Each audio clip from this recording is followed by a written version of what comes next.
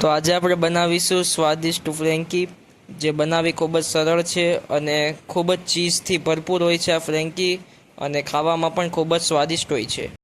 હવે આપણે મેંદાના લોટમાં સ્વાદ મુજબ મીઠું નાખીશું, ત્યારબાદ તેમાં તેલ નાખીશું,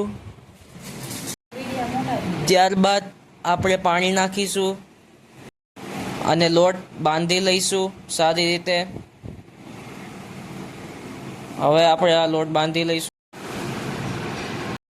હવે લોટ બંધાઈ ગયા બાદ આપણે તે લોટને થોડી વાર રેસ્ટ આપીશું.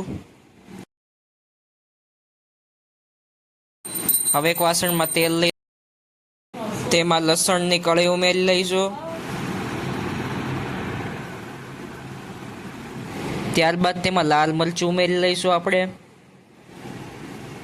અને હવે સાથે લીલી મરચી પણ. ત્યારબાદ થોડા આદુના ટુકડા લઈ લઈશું.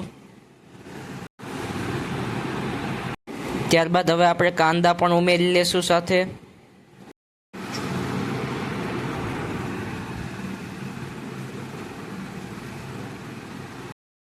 હવે સ્વાદ અનુસાર પાછું આપણે મીઠું ઉમેરીશું એમાં.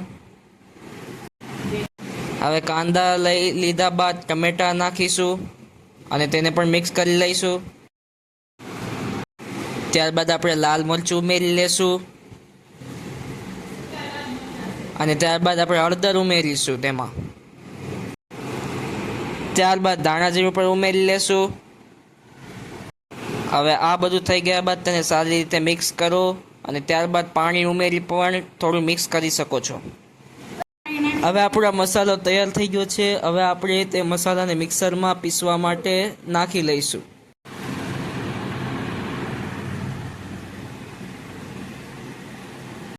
ત્યારબાદ એમાં આપણે પાણી ઉમેરીશું અને મિક્સરમાં પીસવા માટે મૂકી દઈશું.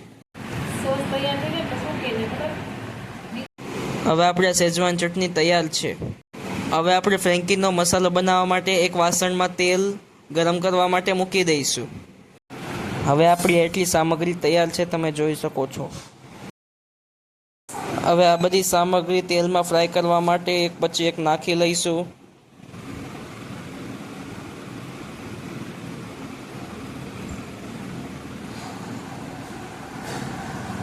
કંઈક આ રીતે આપણે બધી સામગ્રી નાખી લઈશું એક પછી એક,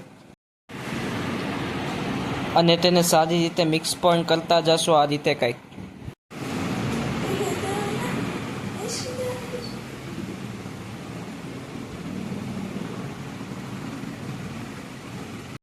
હવે એક ચમચી હળદર ઉમેરવાની છે આપણે.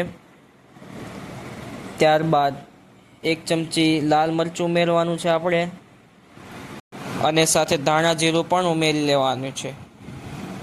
હવે આપણે અડધી વાટકી જેટલો ફ્રેન્કી મસાલો ઉમેરી લેશું અને તેને ત્યારબાદ મિક્સ કરશું. હવે ત્યારબાદ મીઠું ઉમેરી લેવાનું છે અડધી ચમચી જેટલું.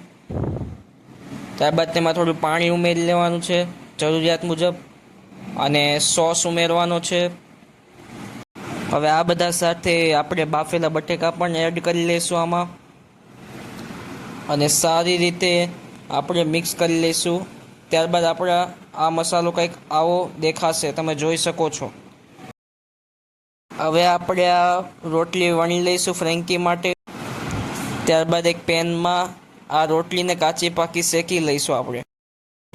જોઈ શકો છો કંઈક આ રીતે આપણે શેકવાની છે રોટલીને. હવે આ રોટલીને આપણે બટરમાં પણ શેકી શકીએ. આ માટે આપણે થોડું બટર ઉમેરી લઈશું. તમે લોકો તેલમાં પણ આ રોટલીને શેકી શકો છો.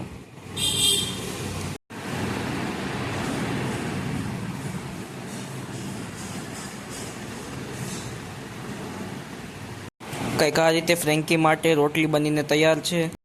હવે આ સામગ્રીઓ તૈયાર છે.